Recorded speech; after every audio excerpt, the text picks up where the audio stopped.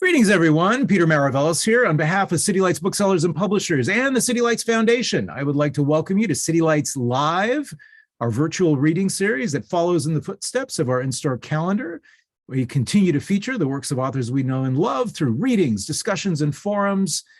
And as is customary at the outset of each event, I would like to mention we are beaming to you from the unceded ancestral homelands of the Ramaytush Ohlone peoples, also known as the San Francisco Bay Area. We'd like to take this moment to acknowledge and offer our respect to those who have come before us as stewards of the land. So as many of you know, City Lights is a publisher as well as a bookstore, and it is always an auspicious and happy occasion when we can celebrate one of our own books. And tonight, we are celebrating the book launch in celebration of the publication of the new collection of poetry by the late Surrealist poet, Joyce Mansour. It's called Emerald Wounds, Selected Poems, and it brings together a career-spanning collection of her work. The collection has been translated by Emilie Moorhouse. She's produced a biographical introduction to accompany the work and really introducing a whole new generation of readers to this really significant Surrealist poet, worthy of wider appreciation. So Emilie Moorhouse will be joining us here tonight. She is an educator, a writer, a translator, and environmentalist. She's going to be in conversation with City Lights' very own Garrett Caples. Garrett is a poet and senior editor here at City Lights. He's the curator of the Spotlight Poetry Series, and he's edited numerous books for the press. He's a very, very gifted poet, as I said, in his own right. Most recently, he had a book come out called Lovers of Today, published by Way of Books. So please join us now in giving a warm welcome to Emilie Moorhouse and Garrett Caples. I turn it over to you, Garrett, to get everything started. All right, thank you, Peter. And thank you all for coming through to the reading tonight. We're very excited about this book. I just wanted to show it real quick. This is the volume. It's a selected poems, Emerald Wounds by Joyce Mansour. And Emerald Wounds, it's been a long time in the making, and we want to start. We want to thank Joyce Mansour's son Cyril for making the book possible, because he had given us all the permissions we needed. And Joyce Mansour, she has been indirectly connected to City Lights since at least the 1970s. You know, through different surrealist figures we've had relationships with, like Philip Lamantia, Nanos Valeritas, Marie Wilson, Ted Jones, the Chicago Surrealists, and particularly through an editor and translator named Mary Beach, who used to do some books at City Lights. She translated an entire volume of Joyce Mansour in 1978 for a small press called Cherry Valley Editions, and she translated Carré Blanc, and it's a hard book to find nowadays, but it's just devoted to that volume. And her translation is called Flashcard, even though we use a different translation for that. But so she goes back in City Lights history, and it's it's fitting that we are having the chance to put her out now. So in 1962, André Breton identified Joyce Mansour as one of the three most significant Surrealist poets to have emerged in the 20 years leading up to then. She was born Joyce Adez in London in 1928 to Syrian Jewish parents. She grew up in Cairo among the English-speaking upper class there. And to give you some idea of how the sort of level of upper class she came from, her family's house is now the Greek embassy in Cairo. So, it was pretty large and opulent. When she was 15, her mother died of cancer, and then she married at 18, and her first husband died only 6 months later. And so these tragedies seem to have propelled her to becoming a poet. She started writing in response to these deaths, it seems. And in the late 40s, she met her second husband, who was a Franco-Egyptian named Samir Mansour. He's also very wealthy, a businessman. And she stopped writing in English and began writing and speaking in French, and she renounced her previous poetry. And in the French-speaking aristocracy of Egypt that was around back then, she met the founder of what was an Egyptian surrealist group led by George Heinen. And Heinen had been in Paris and was sort of officially affiliated with the Paris Surrealist group. And he had plenty of surrealist friends over there, including a former group member named George Hunet, who's an artist, visual artist, poet,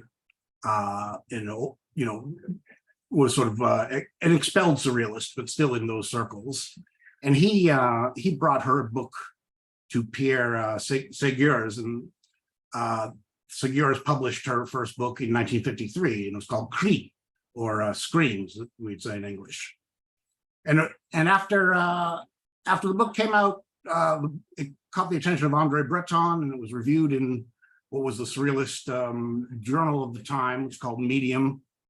And at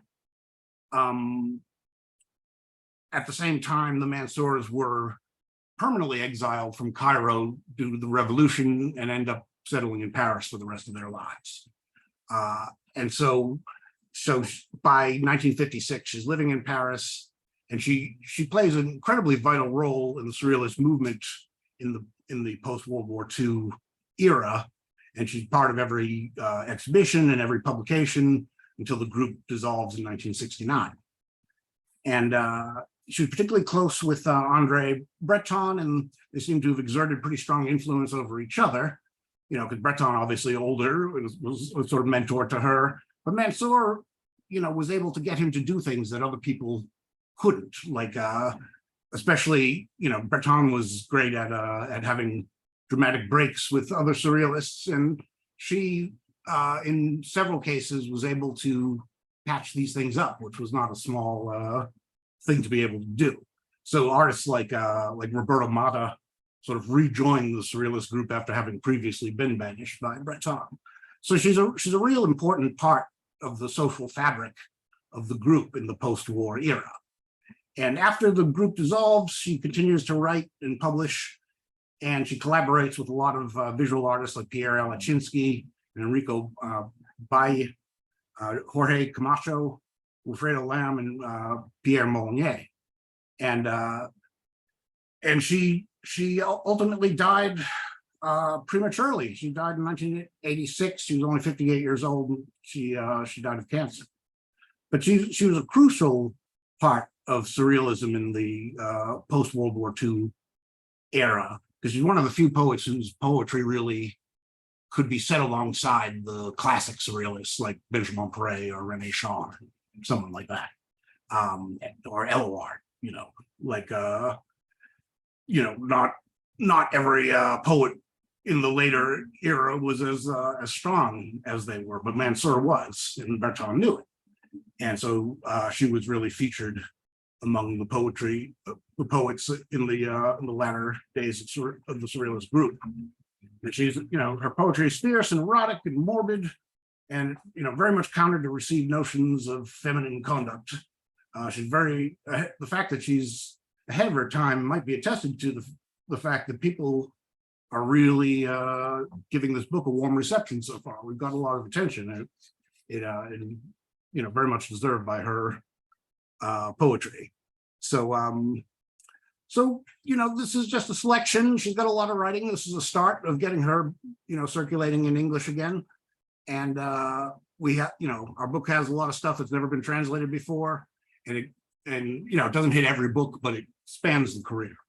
So that is Emerald Wounds and Joyce Mansour. And so now, with great pleasure, City Lights wants to present Emilie Moorhouse, who translated our collection, and she'll read her translations, and she will also read one of the poems also in French, just so you can hear the sound of Mansour herself. So please welcome Emilie Moorhouse. Hi, thank you, Garrett, and thank you, Peter, and thank you to City Lights for organizing this event. I'm very excited to be here and reading some selections from the book. Here it is again, Emerald Wounds. I think we'll be doing a bit of a discussion with Garrett afterwards, so I'm just going to launch right into reading some of the poems. I've selected poems that sort of span the career, so there'll be some from her earlier writing and also some of the last poems that she wrote. And what you'll notice is that early on, some of the earlier ones are quite short. And as we get going in her career, they get sort of longer and longer and longer, which is interesting as well.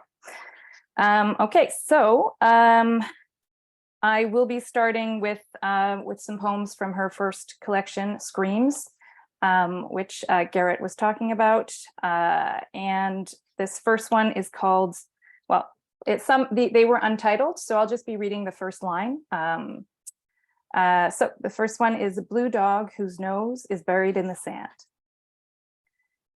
Blue dog whose nose is buried in the sand, head filled with cries of the hunt for love, of wasted love. The foliages of the forest are used to it.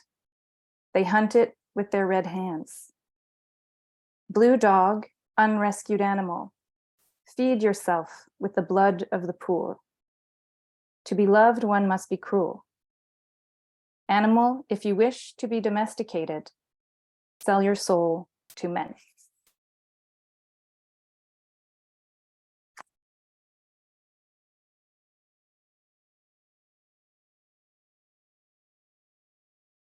Fever, your sex is a crab. Fever, your sex is a crab. Fever, the cats feed on your green nipples. Fever, the quick movement of your lower back, the eagerness of your cannibalistic tissues, the grip of your tubes that quiver and cry out. Tear my leather fingers, snatch at my pistons.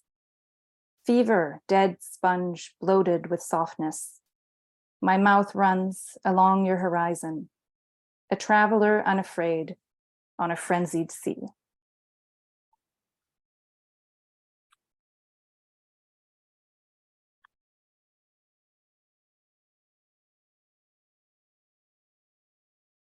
How many loves made your bed cry out?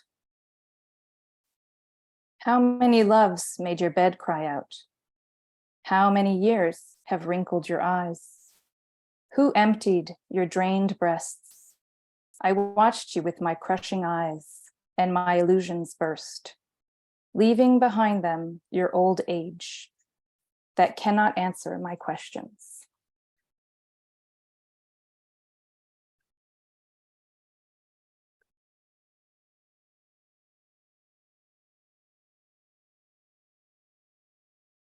Okay, so this is actually from her second collection, Shreds.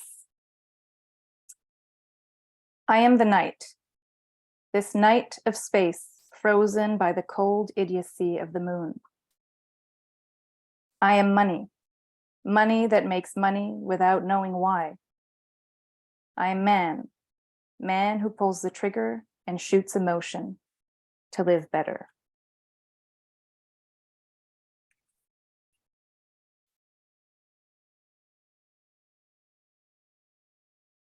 Dance with me, little cello.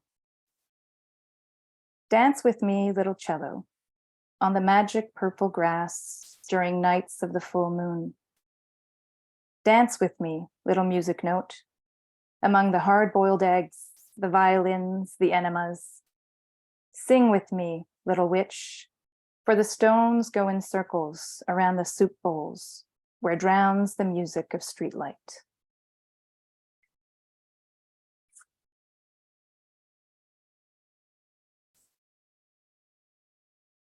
The tide is rising under the full moon of the blind. The tide is rising under the full moon of the blind. Alone with the seashells in the murky water of daybreak. Alone on the beach, my bed is slowly drowning. The tide is rising in the sky, reeling with love. Toothless in the forest, I wait for my death, silent. And the tide is rising in my throat, where a butterfly dies.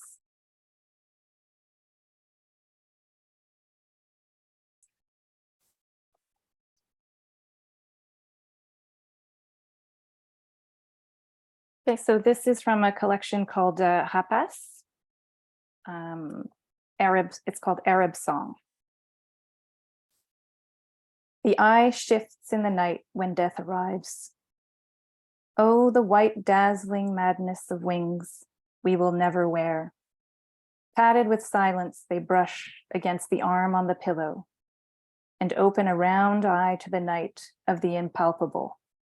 The cold, woven tuberoses wait on my pupil. I see the moving wallpaper of the horizon shining and restless, like the quivering skin on a body revealing itself. The hushed swell of my abdomen braces with a twisted fear. I sneeze but do not move, and the eyes that cloister my dreams swims and signal.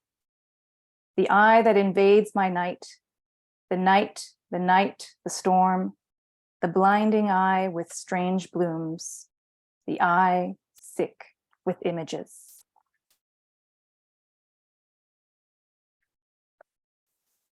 Okay, so this one I'll be reading in French and English.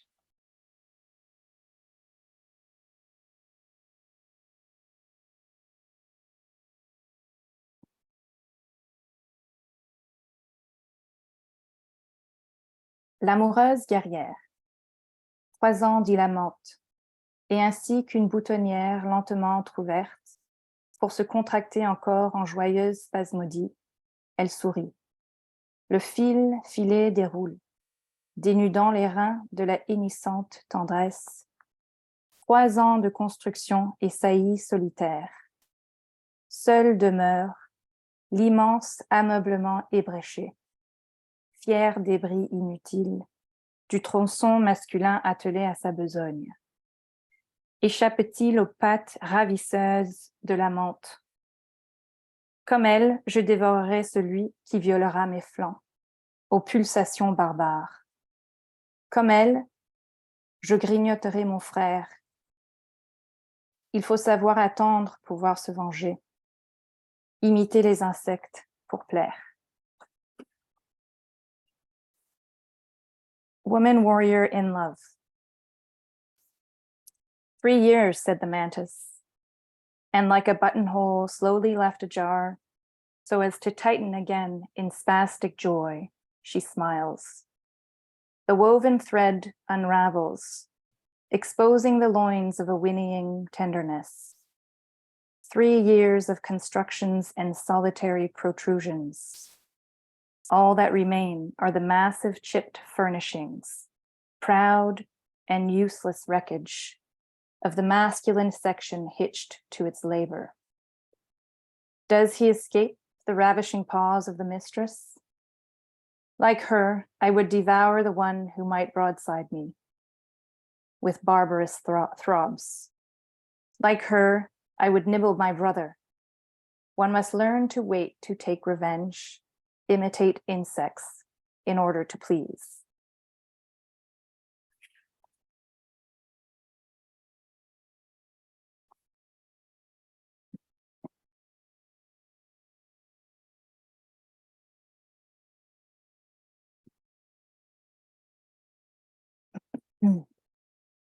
The hairy hour. Why age? The rushing waters of folly flow across your handsome face. There are words that spread, others that stand erect, like the anathema. 4 white horses spurt from a milk bottle and gallop around your one and only pleasure. Your missed connection at the Place de l'Aima. Your moist brow like a skating rink with blazes of an actor. Your nose, your mouth, your cold heart. The uncertainties of the dream place a heart on your face, like a tree on the verge of mild madness. The blue loses itself in the black of incurable illness. Day dawns too early to please the dreamer. The insect crawls up the steep walls like tomorrow. The corset impregnated with sleep, and on its paws the ruby red mud of the Seine. Why age? Smells also change their names. Only the love in your mouth still tastes like a severed limb. What is in that place penetrated by the dart that makes my heart ripen, beautiful abscess in the tomb. I feel pain in every pore of my acetylene brain, striped heat of my fragile seed. Why age away from you?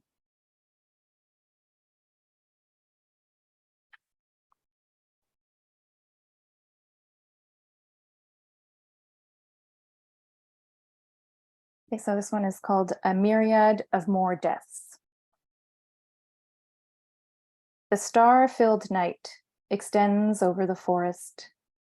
I sleep with open eyes, fascinated by the wall. I know so many tricks of thickets of asphodels with long resonant pistols, ready for anything, armed to please me. So many emerald wounds, so many guilty actions with forgotten names, so many unmasked suns, ominous yawners in the mist, who wait for the single hour to dive. At night, I submit, caught in the abyss with the barbaric kill.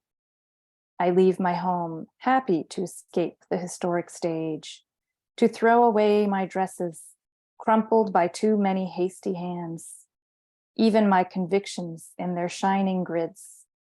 I forget. I no longer wait for vulgar affection. I cross moons, deserts, lakes. I am the animal of the night. Madness, says the man, to dream like this. You will lose your diamond, the corridors of space, filled with final forms who need the sleepwalker and feed on his flesh. You'll see your black pubis pinned to the diagonal rock, madwoman disheveled by the awful stench.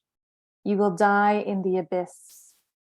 I like to prowl at night, fall from above on a stone vendor, to slit his throat and drink the delicious accent of his voice.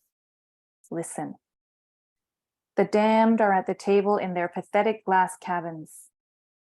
I like to discourage. At dawn, an old carp takes over. The sky lifts its mother of pearl button chest. I fall asleep for good on my colossal pillow. A trickle of blood tarnishes the emery of the lapidary. The large vertical mouth announces tomorrow is here.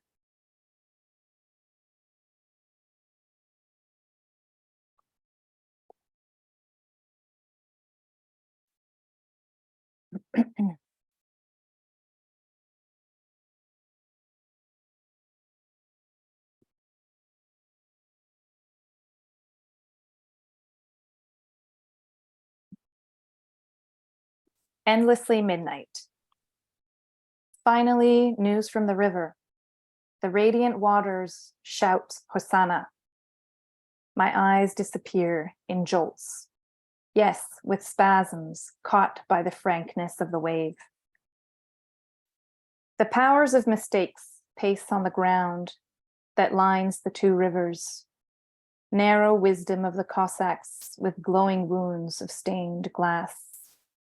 I wait for the scythe, and the beautiful Polonia in my ransacked garden surrounds the sky with its musical foliage. Such is the wisdom of shadow. The woman howled. Why hide her breasts? The water would only know how to work in the absurd. Let me blow on their fine points with my mouth of Mongolian twigs, gushing with a harsh thought. Follow me, horse clitoris, pink hedgehog of the desert. Break your tiaras, crush your proud birds. I am all that is left of your mother. I now embody other people that were armed with mistletoe and commas, more dangerous and mutilating than many weapons of war. Eager for big words, the woman whispered, "Do you still love me? Do you see the death squads of tradition and their shrines devoted to bones of dogs will pour their meals, their scraps, their Rebeccas in the forbidden zone of the cigar? But what will become of the materialistic experience? Men backed up against the lotus care nothing for our thorns, totemic? From which corner of the void will the dark fontanelle arrive? From which beastly obelisk will the foreskin fall? The sad and dimmed eye of the feminine nipple must know I buried my image in the open eyes of the flesh. And the woman on the topsoil let fall her lightning mask in the grave of her mirror. To the east, the sun ambles, draped in words without smell, the offers of surrender, flamethrowers and needlework who are always describing God. The two shores are curved, fertile. I stay there, fascinated, my look fixed, my stomach gloomy, cursing my great hunger for your sex, locked away by family. I still see the circular escarpment of the cliffs, cruel, pathetic ruins of so many facades, placed on the other side of the fever. Also, I will no longer resist the urge, and yet I finally fall asleep. My gladiola turned off between four front teeth, like the corridor of a train that flees your skinny rodent legs. Increase my sickness of the sea. And yet, I finally fall asleep. One hand in the bucket where the nettles growl, the other on my pubis with fluid boundaries and procrastinations of girls. Which one is my country? A small yellow branch in the furnace of your chest. I also like it, says the monk. The hard poison of the owl, the half blind with rough pupils that gets ahead of the glasses, slowly wavering around its orbit, the bushy spider. My path forks around your finger. The marrow falls fluffily on the familiar badger. It's cold in the cupboard, says the pearl. My stomach is made of wax. So is my lateness in the schedule. A green lapping desire stretches its vertical towards the wax. Recognize, look, yield, and listen to the spider eating the pearl. Oh, unobtainable sound of a distant voice. In 1,000 years you will know that there is more passion in the muff of a Jewess than in the open work of the plain. I am the stone that weighs between your legs, stone suffering from the greenery, teasing, stone of your burning sign, stone of your beaten skull. I am the giggles of lost opportunity. I am the fugitive running between the walls of his hurt. I am the dark ring of your vast clearing. I am the bars that bruise your reason. I am the free road and the flesh. Fainted, cramps, scissors, house. In the sad lateral street of the probe, why do your freckles go pale? My teeth are inactive. The crystalline din of small branches that entwine with their tender injuries your soft boots does not enter the arena of your small ear.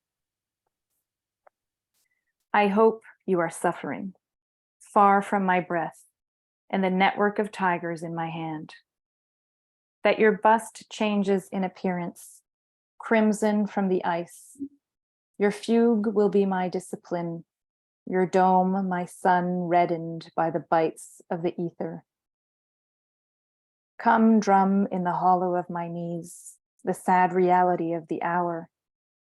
Come take possession of my decorations, of my horse ants with buoyant feet to the tiny wound of a blonde. Come take possession of my suicide. You will dirty my pillow with your lymph words. The advertising will dilate the pupils of your eyes without the help of fellatio. Poetic, Without banning the sex from the ground, why hold the hand of a corpse? Why suffer? The mythical cancer of time past will overturn the stones on the unjust beach.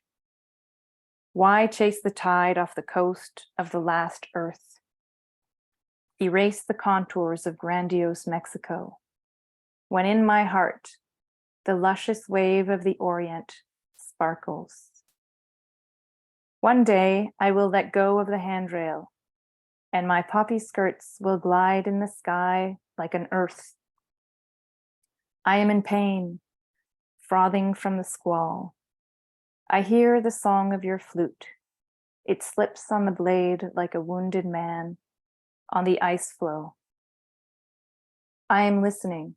The soft rumor of your cursed tongue vibrates in the path of my glebe. I am in pain, but the watchman passes by.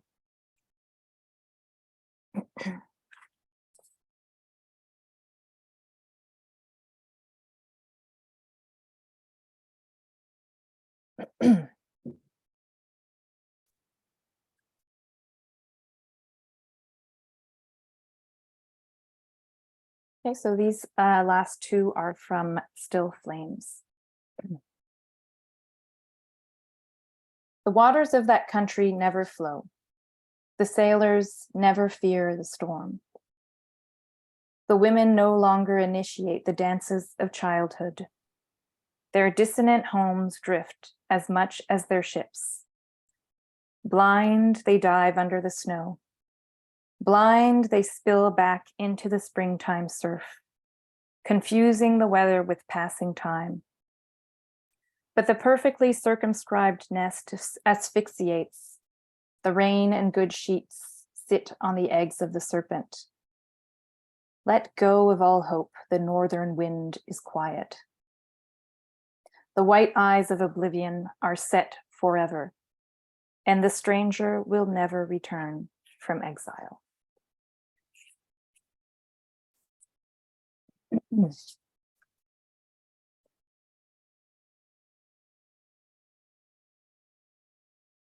To burn incense in the quiet of a room.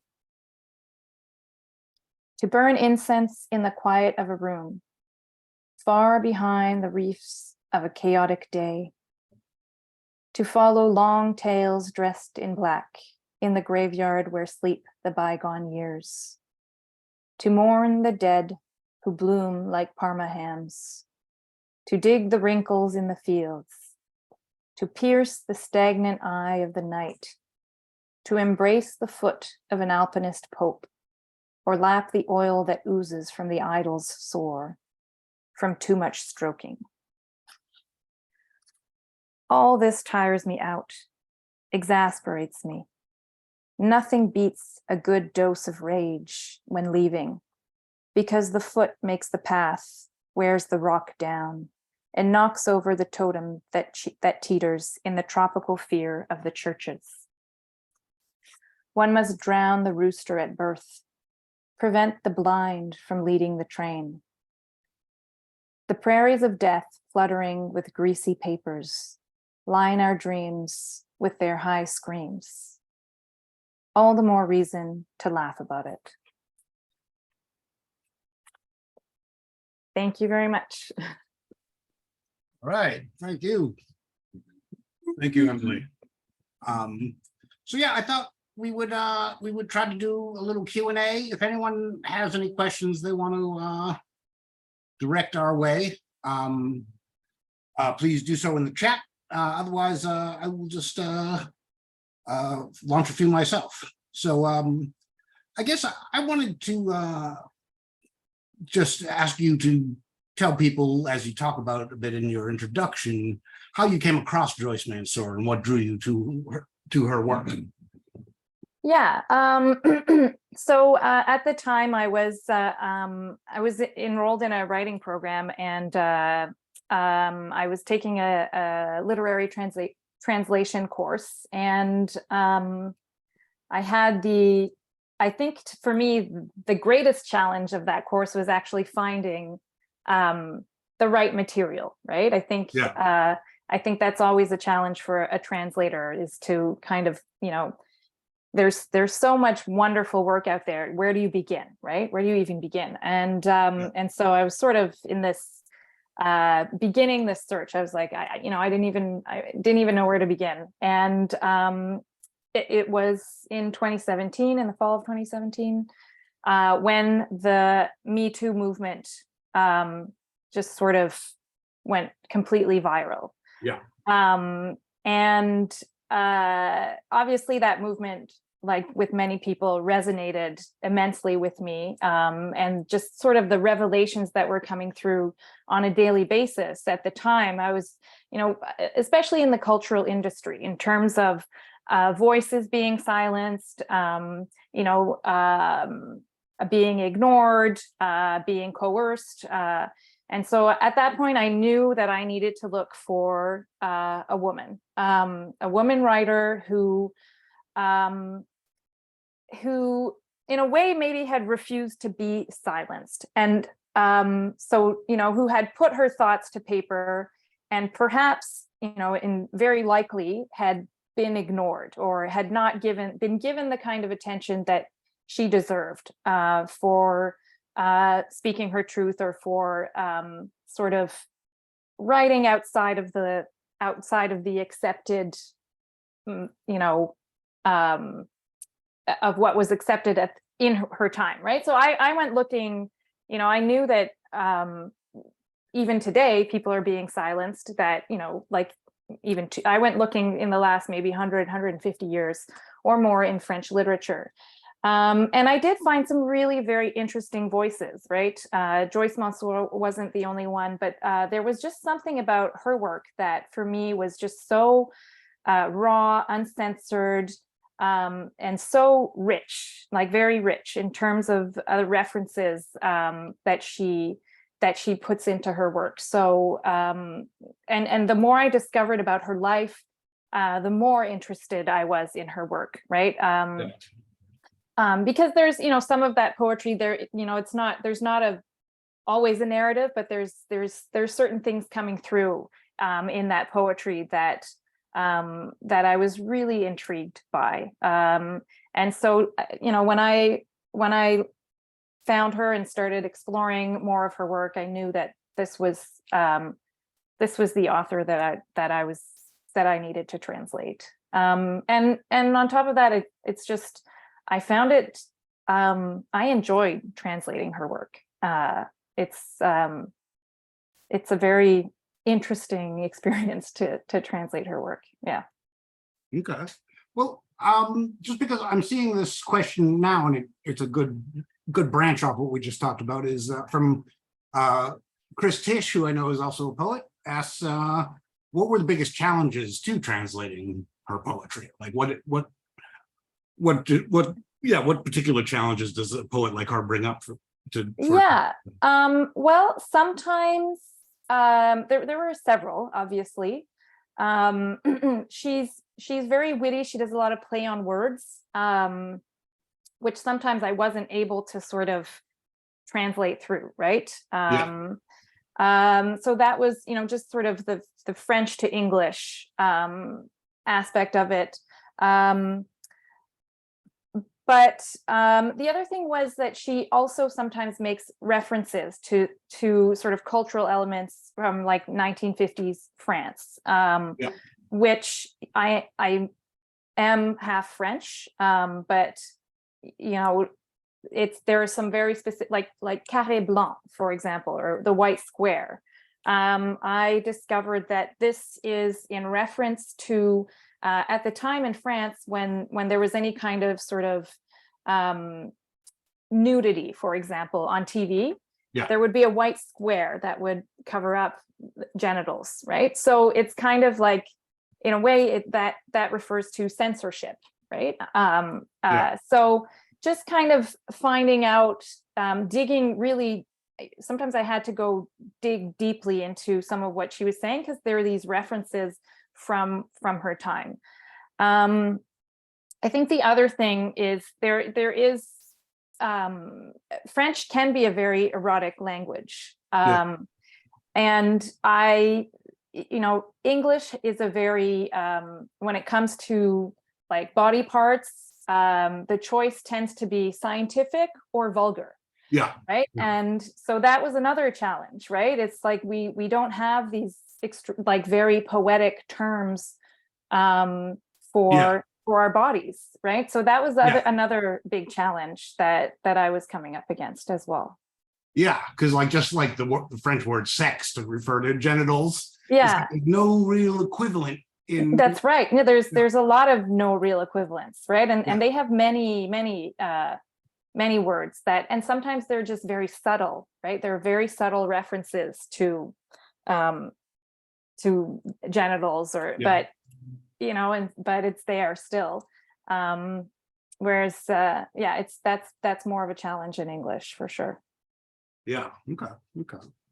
And actually, I saw another good question that I would come in. David Solo asking us about the book she did with visual artists, and if these were things that she sought out or were solicited or what have you. And I'm not sure how much you know about that. I mean, I could say a couple of things, or I don't know. I think I know a little bit, but I mean, sure. I'd say you go first, and then I'll see if I can. Yeah. I would just say that I think a lot of her collaborations, they seem pretty organic, because they tend to be with painters that, like, you see, like the list of who are the close friends, surrealists that she hung out with, and who are the people she did books with. They tend to be the same people. Like I think she did more than one book with Pierre Alachinsky. Mm-hmm. So they were pretty close. But talking to, say, Joyce Mansour's son Cyril, he would say like, oh, asked him about the photograph by Jorge Camacho for permissions and stuff, and he's like, Jorge is part of our family, we can use it. So that's my impression. I don't know if you have any other thoughts about. Yeah, I mean, I think that would also be my impression, and just also that her work is just so there's so much imagery, so that it really does lend itself very well to visual art. So I think as you say, those collaborations were really very organic, that people would sort of look at this and read her poetry and be like, wow, I can visualize this, right? Yeah. And I mean, her work lends itself to this type of collaboration in a way that surrealism sort of historically did. I'm interested in, one of the things about Mansour, even though there are all these plays on words and stuff, as you say, and they're very subtle. That's the thing, I guess. They're very subtle in the sense that, a lot of surrealist poetry is very Baroque, and she's very spare for the most part. Occasionally something Baroque floats up, or a phrase like Emerald Wounds. One of the reasons I like the choice of that as a title, because it's kind of not what she would have done in a way. She was always going for something spare, like Cree, one word. Yeah. Title. Yeah. And go ahead. Yeah, well, I think this sort of goes back to what even that first collection of poems screams, right? It goes back to how she envisioned poetry, which is she didn't see it for the sake of creating beauty, but rather as a way to just kind of speak your rawest truth in a way, right? It's, for her, poetry is a scream, right? And it doesn't necessarily have to be embellished. I think that's not how she saw poetry. It was more, as she says, sort of the soul escaping at the moment of death, right? Yeah. And it's very, her French is, for the most part, is very plain, the way that, she is writing in a second language, and the way that, say, Samuel Beckett used French to force himself to have a completely plain style. I think Cyril mentioned to us at one point about help making sure her French was correct here and there, because she comes at it from far outside of it.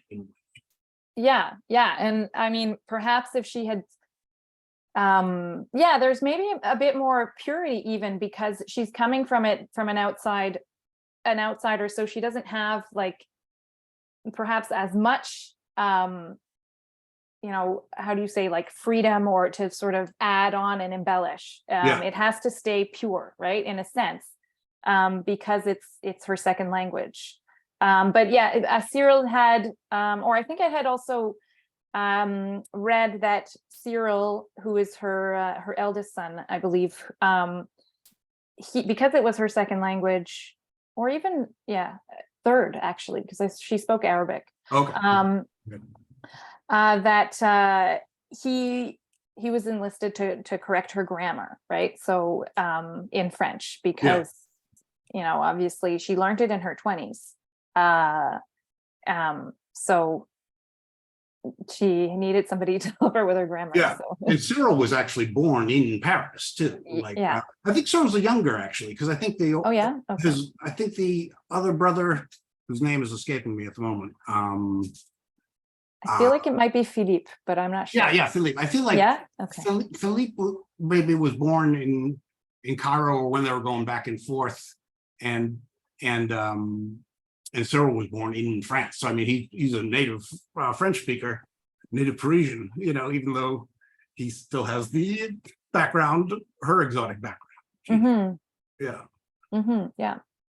So I mean, one thing I wanted to ask too. Stacy mentioned in the comments that if we talked about connecting to make this book project, and maybe just start by how do you initially get in touch with Cyril? Like, is there any kind of story behind that? Or I realize I never even asked you. How do you get to know? Well, I think I had his wife has written a biography of Mansour. So I think it might have been through his wife that I first got in touch. And I don't know if I knew that they were married, but I think I must have.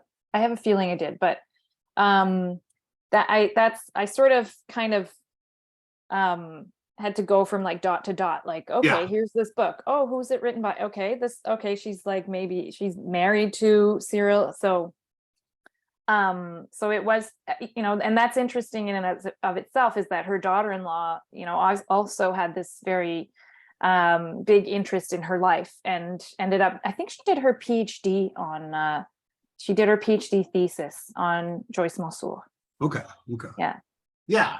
And that speaks also to, at least, I mean, you're fully bilingual and can inhabit that world, but in English, there has not been this is the first real accounting of any detail of her life in English. Like, she hasn't really been covered in that sense. Like, as far as I know, I haven't, I've bought all the Joyce Mansour I can get my hands on translation. No, you're right. And even in French, like it's hard to dig up. Like, I had to enlist somebody to go to, a university library, the Toronto University Library of Toronto, to get a book, to get the biography out, because it wasn't available even on Amazon or anything. So in French, it's hard to get a hold of. I mean, you can get a hold of it. It's difficult and challenging, but it's true, there isn't, to my knowledge, anything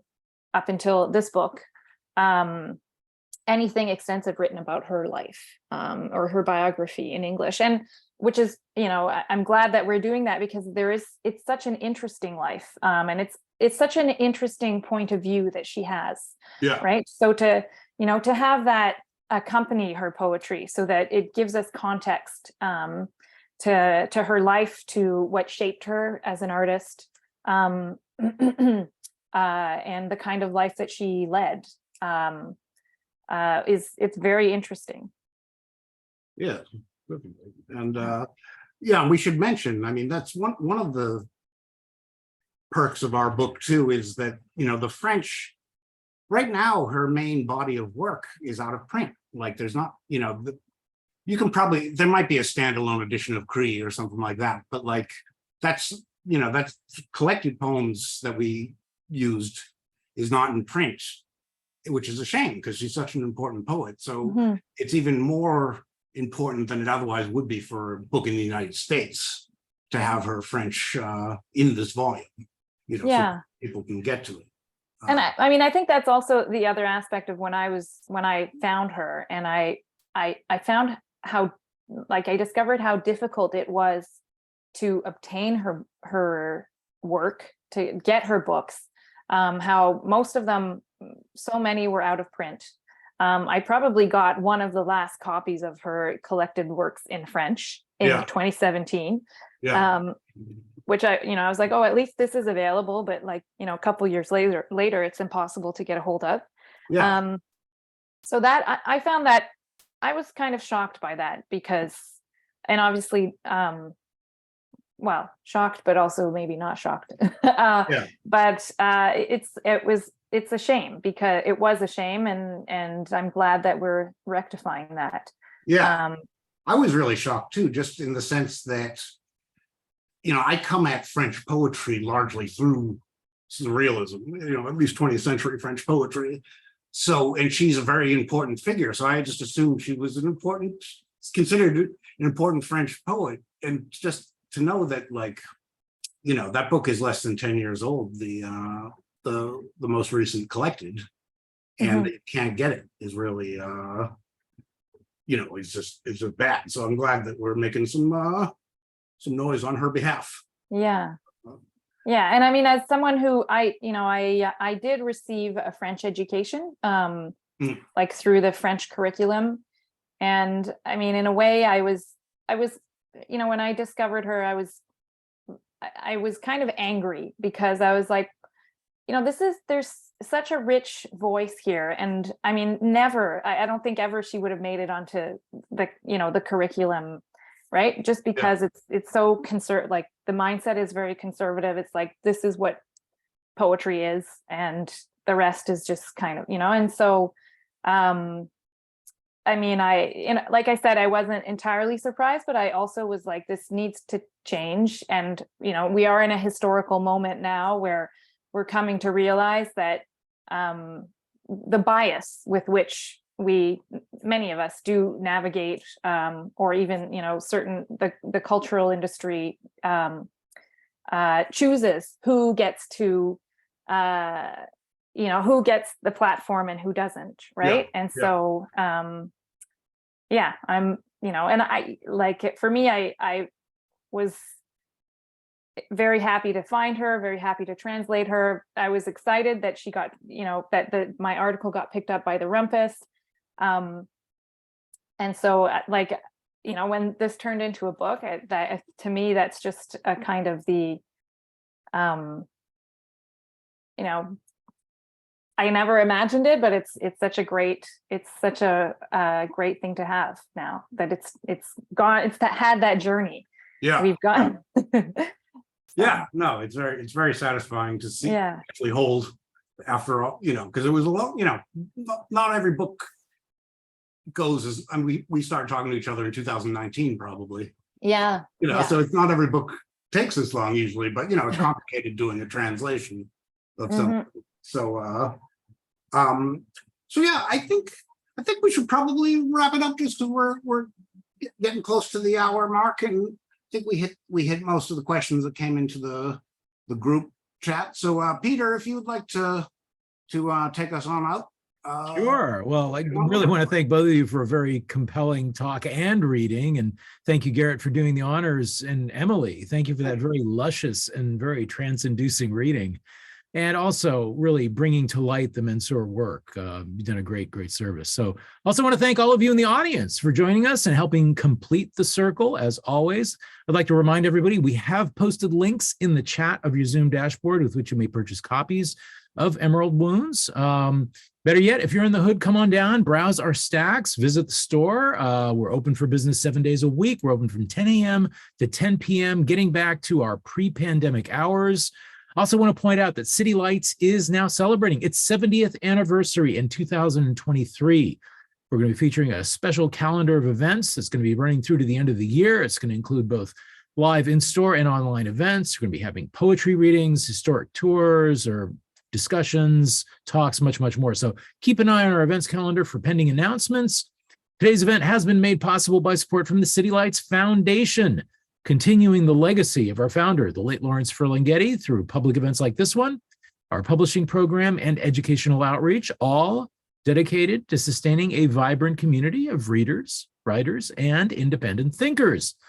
So long, everyone. Please take care. Thank you for joining us tonight. We hope to see you all again soon. Thank you very much. Thanks, Peter.